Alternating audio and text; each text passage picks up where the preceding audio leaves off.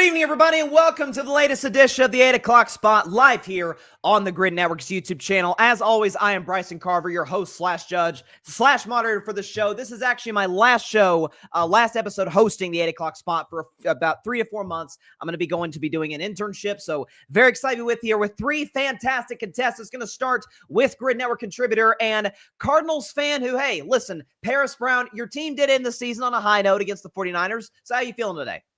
You know, I'm honestly more glad that it's over. I can put all my faith into the Pacers now and stop worrying about the Cardinals. I mean, it's kind of the same boat. I mean, last year, at least the Pacers last year, we made it pretty far. We're starting to act like that team again. So, you know, I have a team I can fully believe in now. We'll see. Listen, Indiana has always been a great offensive team, but we'll see what they're able to do in the Eastern Conference. Our current points leader, Arthur Hurst. Arthur is in the chat. Arthur, are you still reeling? You still licking your wounds from the absolute domination that I was able to lay on top of you and Tim Barnard last week as in my only contestant show for the 8 o'clock spot? How are you doing? Because, Arthur, your team's going to crush my team on Saturday.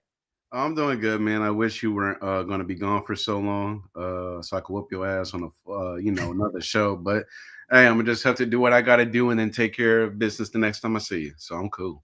Yes, sir. Yes, sir. And finally, our last contestant, another Gryd Network contributor. It is Tyler Redington. Tyler, I don't know what's going on. The injury bug is really biting your Mavs right now. How are you feeling tonight, my man?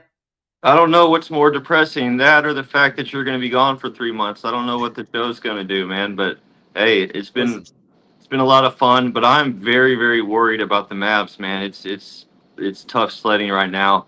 And this bulging disc in Kyrie's back is like the nail in the coffin right now. Man, it's just I'm going to talk about football and be happy about it. I feel you. By the way, for those that don't know, Alfred Parser Jr., longtime Gryd Network contributor. He's my graphics guy on Carving It Up every Monday, Wednesday, and Friday. He's going to be the new host of the 8 o'clock spot. He's going to do a fantastic job, and I can't wait to see what he does in the next few months. Real quick, before we get into rules, got a few comments up in here. Patrick Brown, check out his articles on the Gryd Network's website. Shout out to him. Of course, he trolls me about the Steelers. He says, Steelers Nation, let's weld their way into the postseason with Mr. Unlimited and NFL Youngboy Pickens on a crash course collision. And then my sister's in the comments. She says Bryson is back where he should be. Thanks a lot, Chloe. She didn't like the fact that I won last week, and I was a little arrogant about it. Let's get into our updated leaderboard from last week, which still has Arthur Hurst, on top. Excuse me, guys. Arthur Hurst on top with 172 points. He's followed by Mike Guido. There's Paris Brown in third. Tim Barnard has moved into the fourth place spot over Barry Grant Jr. There's Tyler Redington rounding out the top six. Hey, there's me. There's my name at number 7 at 24 points. Alfred, who's going to be hosting the show going forward. Asher Moore, Eric Van Linen, EJ Savage, and Eric Ruiz to finish out our standings. Let's go and look at our rules for the 8 o'clock spot. They're pretty simple. The best take gets 5 points. The second best take gets 3 points. And the third best take gets 1 point. We grade takes on this show, and that's what we're going to do over the ensuing 30 to 45 minutes. So looking forward to that. Going to start by talking about the Baltimore Ravens and the Pittsburgh Steelers. Right? Obviously, Arthur's not going to start. We're going to go to Paris first. But listen, this is a big-time playoff matchup Saturday night. Longtime division rivals in the AFC North. The Ravens are 10-point favorites in large part because they finished the season as hot as you can, and the Steelers finished the season as poorly as you can. Couldn't get anything going offensively. Sub 20 points in each of the last 4 games of the Pittsburgh Steelers score. I'll ask you, Paris. This is more as much a competition question for the show as much as it is a therapy question for me. Do my Steelers have any chance in this game at all whatsoever? You know, if you asked me this a couple weeks ago, I fully believe they did. For a while, I really thought they had that division, but how the last couple of weeks have been, the only team in the playoffs I think they can beat right now is the Texans. I think the Texans are the only team I've seen that's more defeated going into the playoffs than the Steelers. The Steelers' offense has just disappeared. And honestly, my only hope for the Steelers to beat Lamar and the Ravens and Derrick Henry, how hot they've been, how good they've been all year. I mean, obviously the defense has got to step up, but you might have to put Justin Fields back in because Justin Fields was winning games. He wasn't turning the ball over. Russell Wilson came in. It's like the offense looked great, but Russell Wilson seemed to have pulled a Ryan Fitzpatrick. Everybody remember what Ryan Fitzpatrick would do. Great backup. He'd come in 3, 4, 5 games. He'd throw for 500 yards randomly.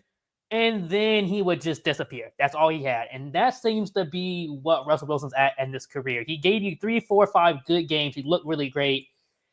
And that was about it. His mobility has really decreased, and that really hurts him, as that was a big part of his game.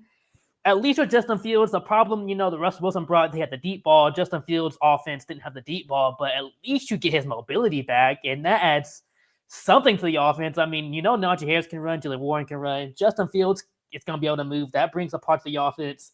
He didn't turn the ball over, so the offense looks really bad. You got to limit turnovers a lot. Russell Wilson has been turning the ball over a lot too recently. George Pickens, y'all might have to get rid of him, and I was a big fan, but he also recently has looked pretty bad. Last game, he looked really bad, so my belief in him, very low. If Russell Wilson's in there, my belief in them is about like 1%. If you put Justin Fields in, I give it about maybe like 10%. I appreciate your honesty, and I can't disagree with a single word you said. So let's just go ahead and move on to my guy, Arthur Hurst, who's a diehard Baltimore Ravens fan. I don't know what's been going on lately, Arthur, because you've been on a roll. You're the top points leader in the 8 o'clock spot where we're at today. And Ohio State just kicked the teeth out of my Tennessee Volunteers in the first round. I've moved on since Ohio State destroyed Oregon, so that made me feel a little better. But you tell me. I'm going to take a wild guess on what your take's going to be, but let's see what you got. Arthur Hurst, do my Pittsburgh Steelers have any chance whatsoever to knock off your Baltimore Ravens? Absolutely not, dog. I'm sorry. Man, what a Christmas present to give to the great Coach Mike Tomlin, man. Y'all broke his heart. And because of that, y'all have broken mine. I love Mike Tomlin. I always have. I always appreciate him. How he has not won a Coach of the Year award is ridiculous, in my opinion. But nah, dude, the way that you guys have fallen off and just sort of, I don't even know what the word is, but you guys have played below expectations and played below what you guys were playing the entire 7 games. Russell Wilson was in the starting lineup, and where Baltimore is right now, 4-game winning streak, great way to end the season. Both sides of the ball really seem to be clicking. Unless you guys are able to find some type of way to generate offense through passing the ball against this passing defense, who again has gotten better since that bye week, I believe you guys will have a chance. But as you know, my co-contender Paris said, you got to limit the turnovers. That's not happening right now. The passing yards, you guys are below your average that you were the previous 7 games when Russell Wilson started. You guys are a little bit there in terms of rushing, but total yards, you guys aren't there either. Turnovers, you've doubled that. You doubled that in the last 4 games since that previous 7. I just don't see how all of a sudden you flip the switch against Baltimore. Now, there is a familiarity in this. These games are always close. You know that defensive line of Pittsburgh is going to bring it. I know TJ Watt is going to be hyped. I know Cam Hayward is going to be hyped. Mika Fitzpatrick in the secondary. So I know that defense is going to come to play. But the offense is the biggest worry right now. And George Pickens, I was hoping he would be able to stay dialed in, but it looks like he just can't. I don't know what's going on. I don't know if it's, just because he's young and maybe just a little bit immature still, I'll give him that grace. But it just seems like this offense has just fallen off tremendously.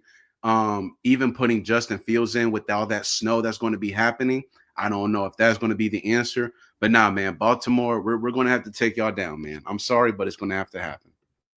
Listen, you're not, again, it's kind of like Paris, you're not wrong in a lot of your assessments. And to your George Pickens point, I mean, the guy has – listen, we've all know he's been a loose cannon since Georgia. That's kind of been the big knock on him. But as of late, I mean, he's getting into it with fans. We know I swear he's swinging at one defensive back per game. And now the production is not meeting what we expected to do so. So you're 100% right on that. Let's bring in Tyler Redington to finish out this segment. Tyler, do my Steelers have any chance whatsoever to knock off the Baltimore Ravens, who, by the way, are 10-point favorites? Yes, Bryson, ye of little faith, my guy. Do you remember that y'all just beat Baltimore, right? This season. And not only that, but throw everything out the window, because this is now the playoffs. And we know what happens in the playoffs, where Lamar Jackson is 3-8 versus Mike Tomlin. And 3-8 against these Pittsburgh Steelers. So the familiarity plays a huge role. The fact that now it's the playoffs, you could have a mental flip. Mike Tomlin's always preaching mental toughness. Well, if his guys, could have that mindset of we believe we belong here because hey, we beat these guys, we've shown what it takes to beat these guys, then if they have to believe, they can go out and slow the game down. And I really don't expect them to win, but I would be of the utmost confidence if I was the Pittsburgh Steelers. Now, Russell Wilson had a putrid 2-minute drill and looked completely awful. George Pickens is like a 13-year-old boy sometimes when he talks to the fans. But looking at everything on the table, John Harbaugh, Lamar Jackson struggles in the playoffs, Pittsburgh division rival, little brother versus big brother. You throw the weight and the size out the window when that happens. When you're wrestling your brother, it's always a good match because that's just what you bring. That's the playoffs. So I think that Pittsburgh has a great chance, to at least keep the game close. Hey, they're not favored for a reason. Lamar Jackson, heavy favorite, but man, you got to look at the past. You got to look at Mike Tomlin's success against the Ravens, and you got to look at Lamar Jackson's demise in the playoffs and think, hey, we got a shot.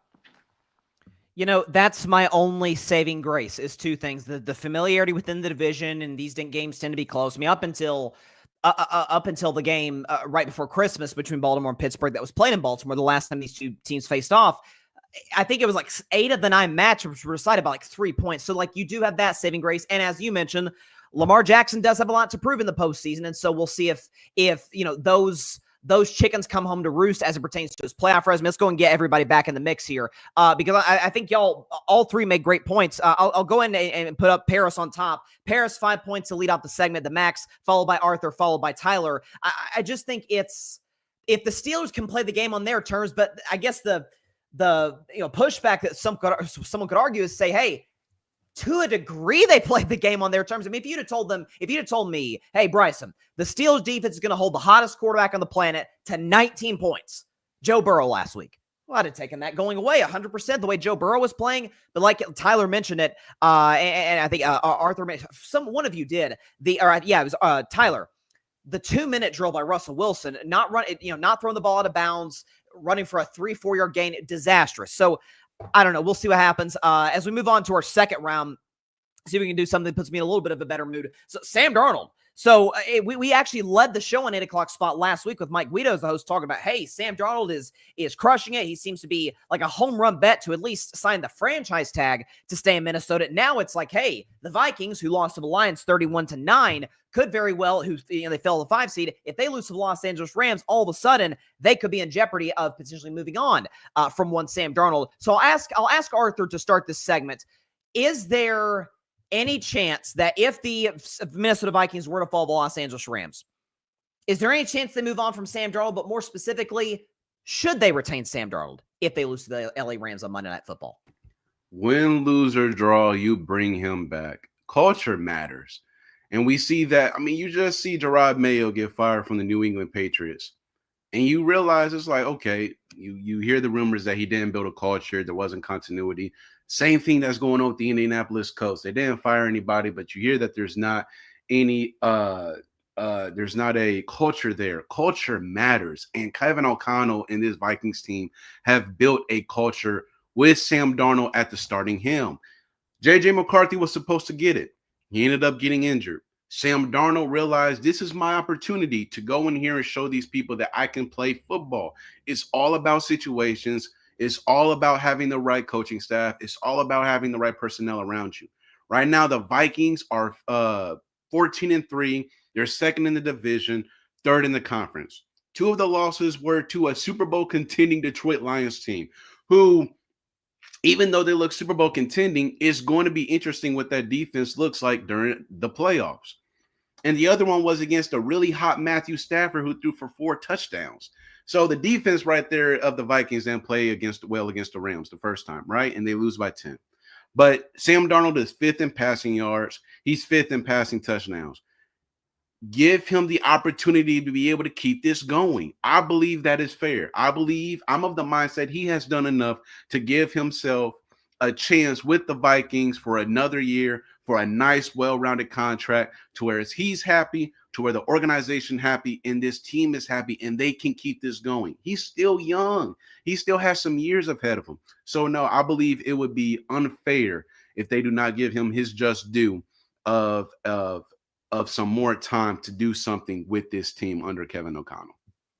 That's fair, and I think, like you said, what he's done this season, the first time in his career as a starter, at least, that he's had an elite head coach and play call and the weapons and whatnot. And like you said, he's been excellent. And I think, to a degree, you can give him now, depending on what happens on Monday night, we'll see, but you can give him a small pass for the game against Detroit because, listen, the Lions got all this momentum. They're at home. This is the biggest Lions regular season game, maybe in the Super Bowl era. You can make a case just given the stakes. I made the case on my show Friday that it was the biggest game in NFL regular season history.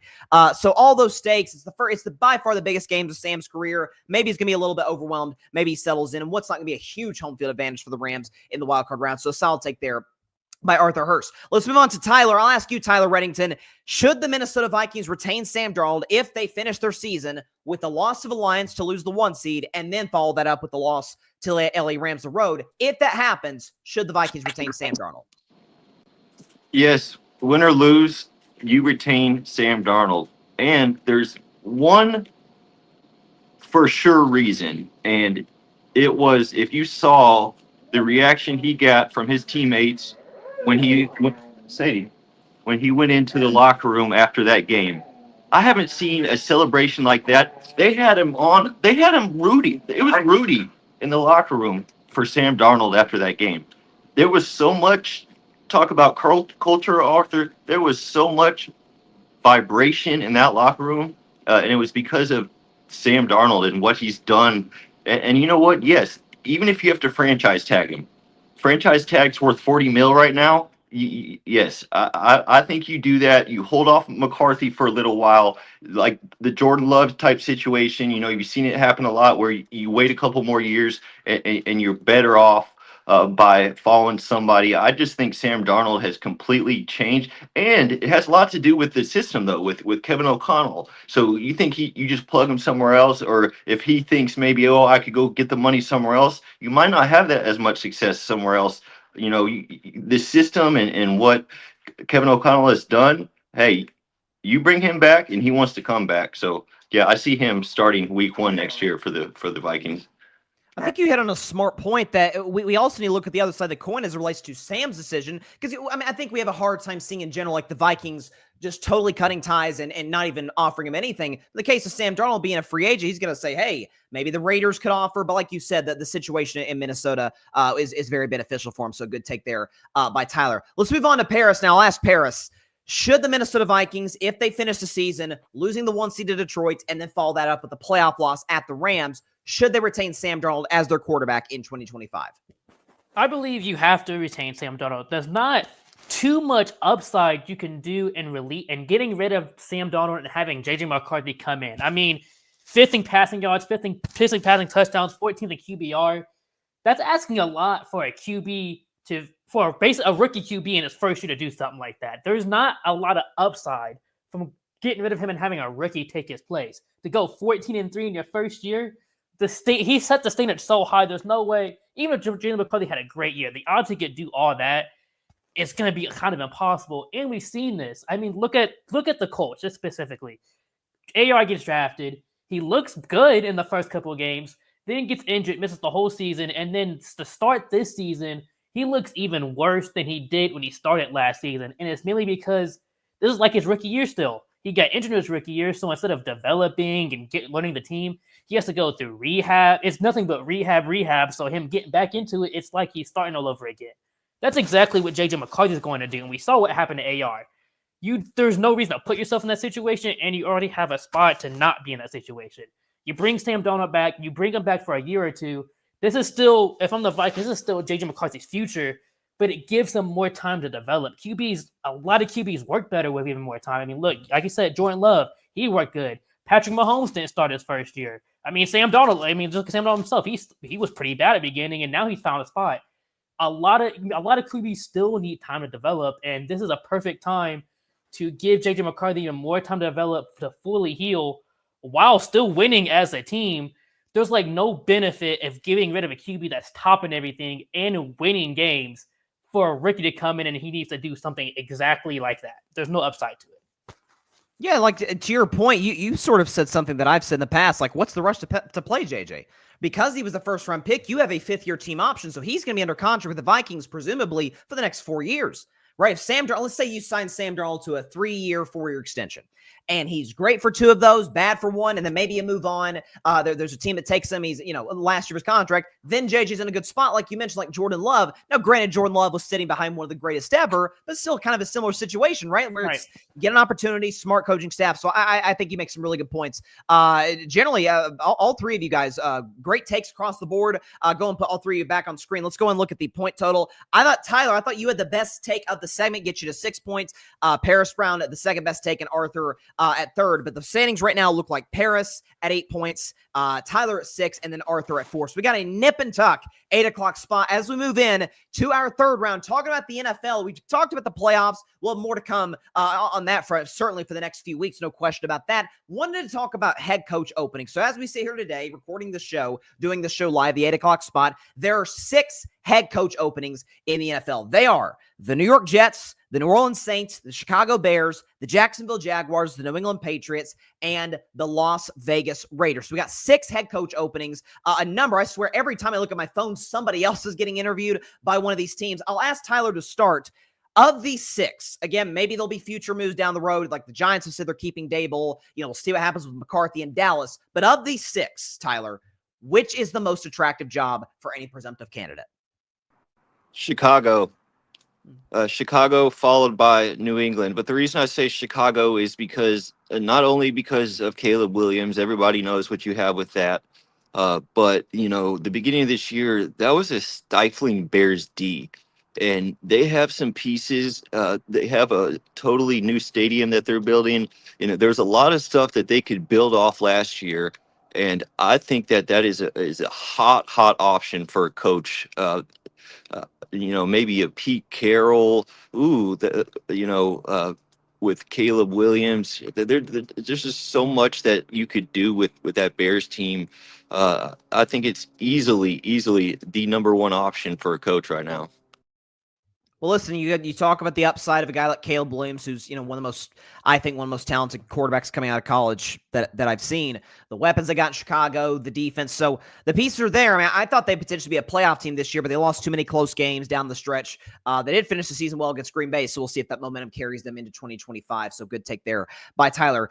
Get back to, I believe it's Paris's turn. Get to Paris here. I'll ask you.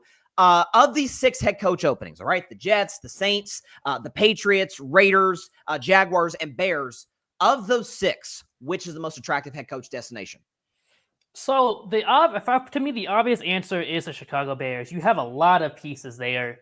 Really, all you are betting on is Caleb Williams to improve, learn how to throw the ball a little bit quicker, and your team is set. But honestly, my sleeper team that I really like, that I think could benefit within 1 to 2 years, is the Raiders.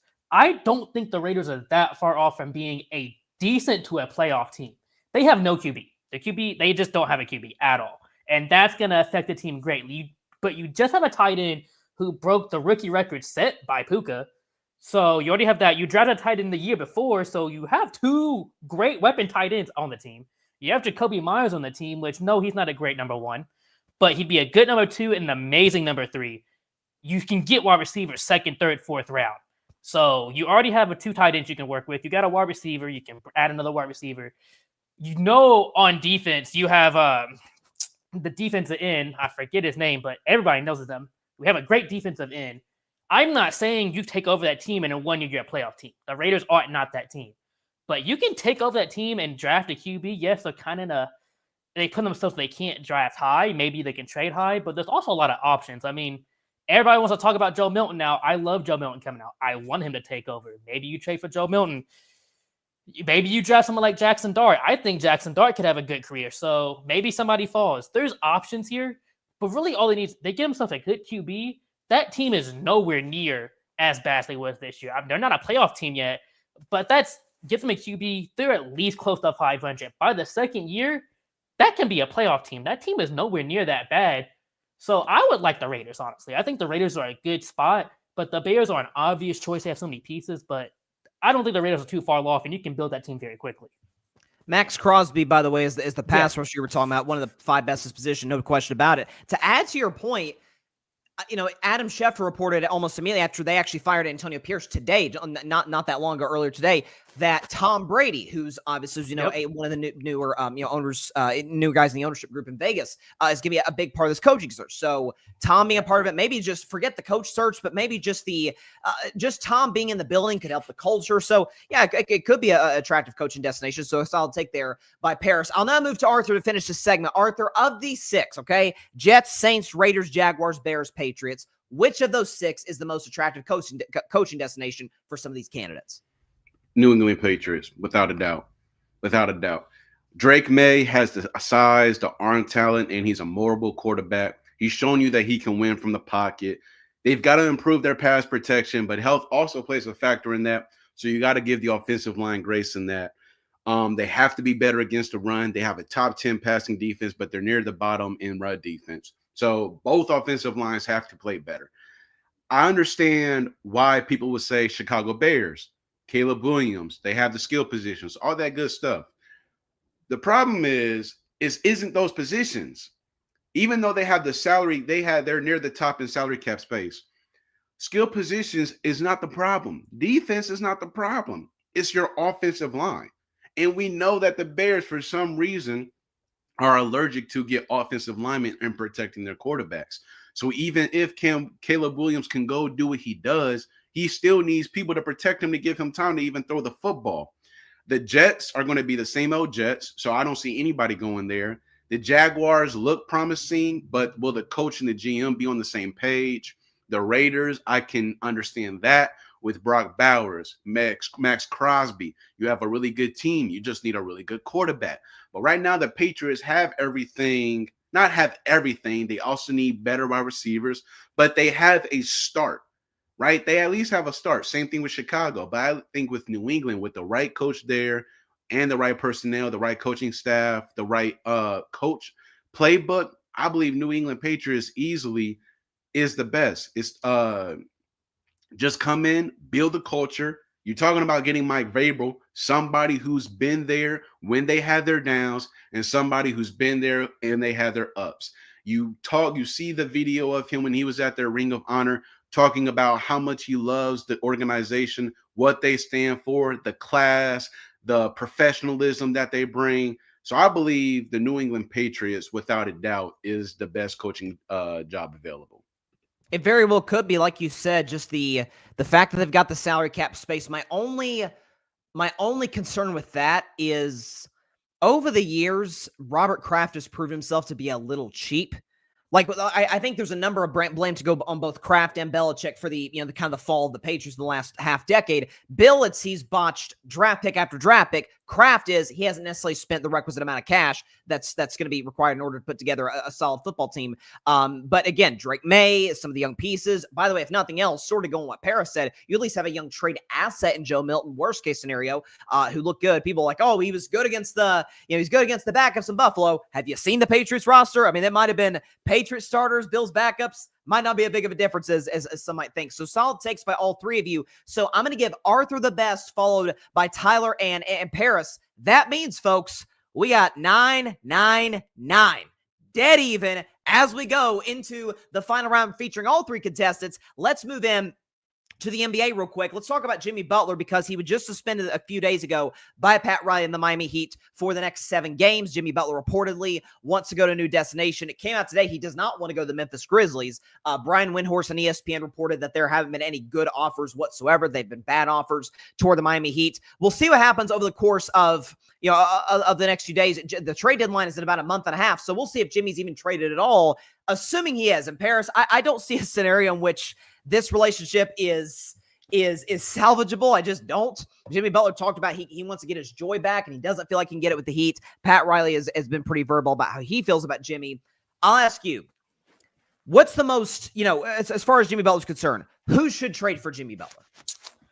So if you're gonna want Jimmy Butler, you have to be a playoff team. He's gonna want he's gonna want to win. Two, the best Jimmy Butler is playoff Jimmy Butler. We've seen it by far. It doesn't matter, definitely with the Heat. No, it didn't matter how good or bad the Heat were doing. As long as he made the playoffs, Jimmy Butler turned it on and became a whole different player once he made the playoffs. So it has to be a playoff team. My favorite destination for Jimmy Butler right now has to be the Minnesota Timberwolves.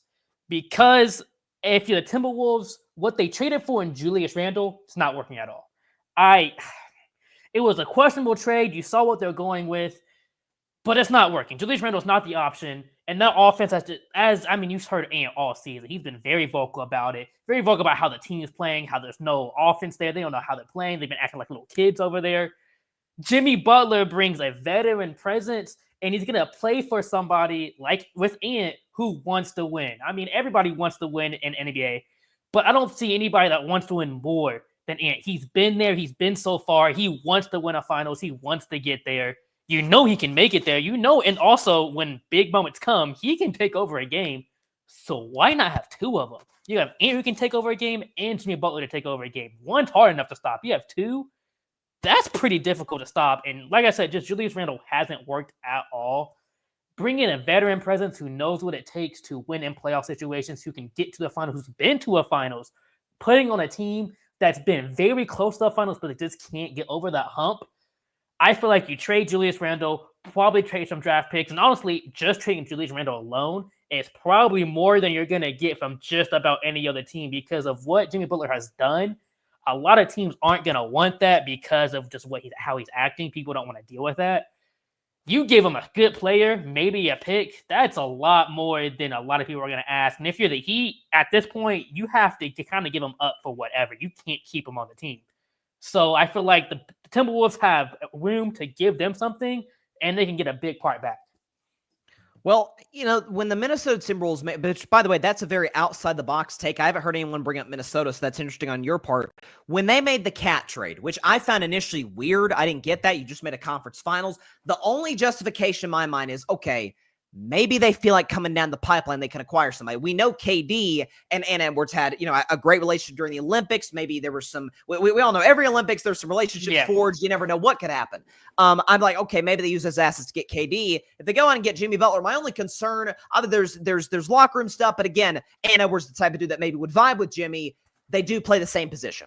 And so that's the only thing from a fit perspective. I don't know how it'd work. Mike Conley's job, I think, gets a little bit harder, but we'll see. Again, Minnesota's outside the box, so maybe that's the one that happens in a reunion with the team, by the way, where let's just say it ended quite poorly. That said, everybody who's a part of the Jimmy Butler thing in Minnesota is gone, so we'll see what happens. Bringing Arthur into the mix, I'll ask you, where does Jimmy Butler end up, or really more specifically, which team should trade for Jimmy Butler? So if we look at the four teams that are at the top of this list that he wants to get traded to, right? Phoenix Suns, the Golden State Warriors, the Houston Rockets, and the Dallas Mavericks. For me, easily the Houston Rockets. You have a young core with Jalen Green, Amin Thompson, Alperen Sengun, and Jabari Smith Jr. If you send to Miami, let's say somebody like Dylan Brooks, right? Jimmy Butler is a huge upgrade from Dylan Brooks. Jimmy Butler is somebody who I want to say is a villain, but you talking about somebody who can embrace that villain type role when he's going into opposing arenas, that killer instinct that he brings to the table as well with this young core. You talk about the veteran leadership they already have with this team, with Fred VanVleet, who already has championship experience as well with the Toronto Raptors back in 2019 with Kawhi Leonard. Jimmy Butler has his 2 finals appearances, both round losses, but he showed up and showed out in both of those finals, and he's done his thing in every single playoff series he's been in. The Houston Rockets are currently 23-12. They rank second in the West. They're 4th in the league. They have a top 20 offense. They rank second in the NBA defensively. Ime Udoka is showing everybody that he can still coach. Yes, I have my BS that happened. I can still coach in this league. And I believe if you put Jimmy Butler with this Houston Rockets team, they are dangerous. I already thought they were going to be dangerous when I saw how young they are, how talented they are. This team loves to just hoop. And you put that with Jimmy, you put Jimmy Butler in the mix, sky's the limit for this team, in my opinion. Houston, I think before the season, if I remember correctly, they were kind of my bold prediction. I think I had him as like the 3 seed in the West because you saw they finished last season. I'm with you. I think Udoka is an outstanding coach. What he does, from the defensive end, he gets the most out of what he has. Like you said, the young talent, Green, Şengün. By the way, I did see Ernie Johnson pointed this out. Şengün prefers to have his name pronounced Schengen. So I guess we got to learn how to say that differently. But he's excellent. He's kind of like I don't want to say a poor man's Jokic, but almost like a much lesser version of Nikola, but a similar player in that regard. Maybe Jimmy would fit for a team that is young, that is looking to win. And your greatest point is that he is a way better player than Dillon Brooks, because Dillon Brooks is terrible when you need him. Anyways, let's move on to Tyler Redington. I'll ask him because he's a Mavs fan, and to Arthur's point, Dallas is on the wish list for Jimmy Butler. So I'll ask you, which team should trade for Jimmy Butler? First of all, this is just a messy situation. Pat Riley is likely to just you never know what Pat Riley is going to do, first of all. But to answer your question precisely, it's the Golden State Warriors, because several reasons, but Jimmy Butler makes any team almost a championship, at least more so of a championship contender than they were before they had him, right? And you're looking at what Golden State has displayed this year. They started off 8-2. They need to get Curry a co-star because they've kind of ran out of gas. They've lost a lot of games that they should have won. And, the media, everybody's been saying, got to get Curry some help. Curry's even come out and said, man, there's got to be, something else here, because, they've shown their ceiling, right? And also the way Kerr has done Kuminga, Moody, a lot of those pieces that Pat Riley actually might like. Pat Riley might like some of those pieces coming back in a trade with Kuminga, Moody, might have Brandon Podziemski, who started off really good last year for the Warriors, but kind of Kerr has seen his demise as well, his youth, his adolescent kind of decision-making, turnovers, shooting too much. So those are some pieces that Pat Riley might like. But that instantly makes Golden State somebody you don't want to play in the playoffs. You got Curry, you got Butler, and you still got Draymond. You're holding on to some good pieces. Probably you might have to move Wiggins, you might don't. But man, if you put Curry and then you got Butler, who's just, no matter what you put him in the playoffs, he's a straight assassin. You can't say that he's not. And the stat is the percentage of something by the replacement player. I know I'm butchering it, but you get what I'm saying, right? The replacement player above him, Jimmy Butler, is second behind Nikola Jokic in the playoffs in the last 10 years. So if you put him in the playoffs, he's going to be great. So I think Golden State needs to make that move happen. They're tired of Kuminga. Kerr can't figure out what he's going to do with him, and Kuminga's a hell of a talent. Absolutely raw athleticism, great talent, but Kerr just doesn't know what he's going to do with him. Golden State, make it happen. Look, I would be, as a Warriors fan, I'd love that. The problem is, I saw a report recently that the Warriors don't want to move. I think it was Kuminga and Wiggins for Jimmy Butler. Which, do I feel great about moving both? No, because that's two athletic wings who can play defense. Kuminga, as you mentioned, is, I think, going to be a future All-Star. The problem is he going to be an All-Star while Steph is still in his prime? I don't think so. But I'm with you just in the sense that the Warriors, I think, have a very, very small window, if we can get everybody back in the mix here, of trying to contend for a championship. I think Jimmy Butler, who's averaged 27 a game in the playoffs since 2022, gives them an opportunity to do that, take some heat off Steph. Listen, if it's not Jimmy Butler, it's got to be somebody, because the Warriors can't waste another season of one of the greatest players in NBA history and the greatest Warrior of all time. So good take there by Tyler. All right, so we came into this round dead even, 9-9. I will say, Arthur, you were in last go in the third round. You are our top point getters to go in the final round. So Arthur advances to the final round, and he will meet Paris Brown in that round as well. Tyler, fantastic performance on your part. I'm telling you, I know. Listen, you can ask Tim Barnard. You can ask who else went so long without winning. I forget. It might have been Paris. Might have been somebody else who went a long time without winning. Your moment is coming, my man. It may not come with me as the host, because I'm gonna be gone. But Alfred is gonna come in. You're gonna get a W sooner rather than later. So Tyler, stick around here for just a minute. Because we want to see what goes on in our final round. Because this was a nip and tuck contest. Let's move in. The playoffs start on Saturday. We got a 3-day playoff wild card weekend 2 games Saturday, 3 on Sunday, and 1 on Monday Night Football. But the question, the million-dollar question as we go into the playoffs, the same one we have as we go in the regular season, we see odds, we see bets, all of the above, is who is going to win the Super Bowl? And I will pose that question to you, Paris Brown. Who's going to win Super Bowl 59? So, who's winning Super Bowl? I got the Buffalo Bills. With for the Bengals being in there. That Taylor is the one team they have to beat. Only having to beat the Chiefs.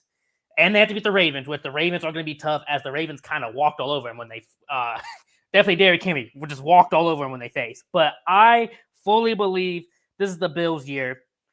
I just have full faith in the Bills and Josh Allen. What Josh Allen has been able to do this year, and he has carried that team fully. That team is Josh Allen, and it has proven that Josh Allen is enough to beat just about everybody. I mean, everybody was like, Stephon Diggs is gone, that defense is gone. But with Stephon Diggs gone, there's been no pressure on him to feed the ball to anybody. He can literally just go out there, play whoever gets open, throw him the ball. If nobody gets open, he can run. If somebody gets open for a second, he can throw it, and they can throw it back to him. He can score a touchdown. Literally whatever he has to do, he can go out there and do it and win games, and he doesn't have anybody that is in his ear telling him, hey, give me the ball. I want the ball in these big situations. There's nobody doing that. He can just play the game how he wants to play. Now, in the NFC, I do think the Buccaneers are going to make it to Super Bowl, and I just want to make that point because I think the Buccaneers are the only team that can beat the Lions as they have. But even if whoever makes it, I don't think anybody's beating Buffalo. I believe Buffalo's winning the Super Bowl.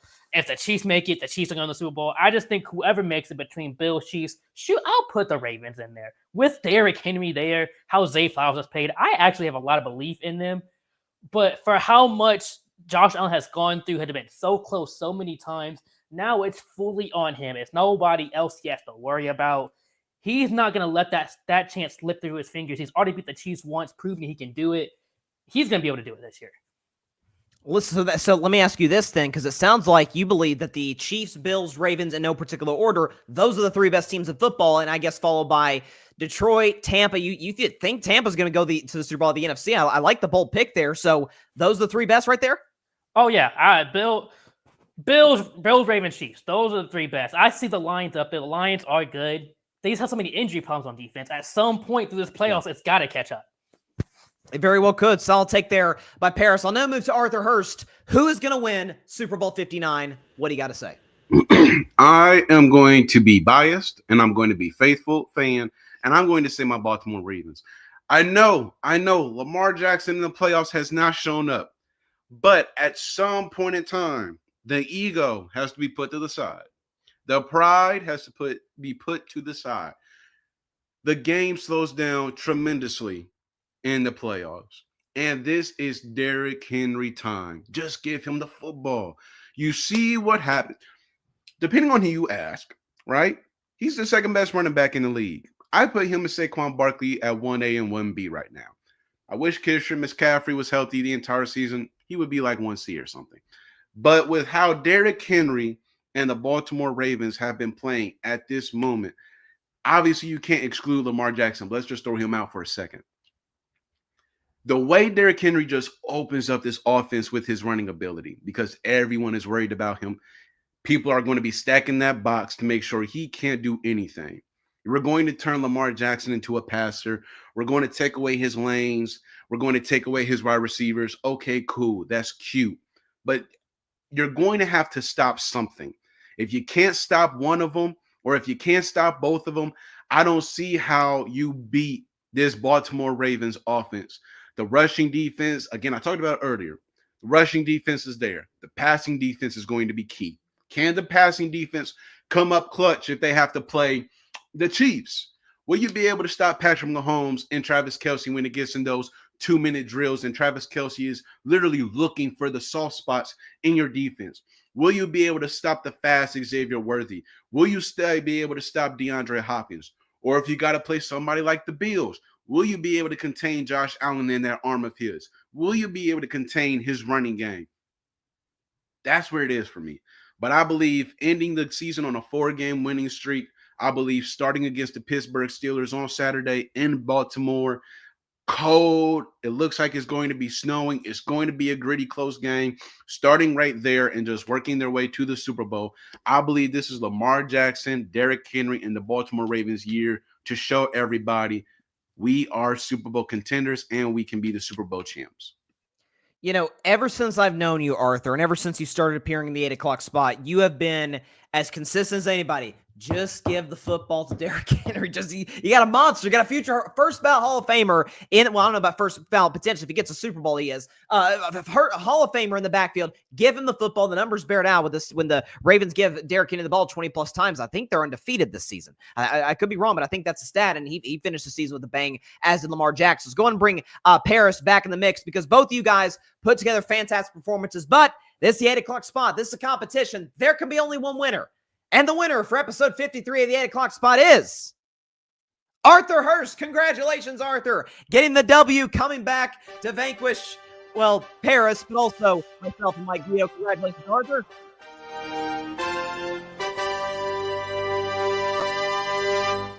Paris, Arthur, I apologize, Paris, because I really would have wished it was his ass that I was getting. But you know what I'm saying? You know, man, it's always, it becomes between me and you all the time, man.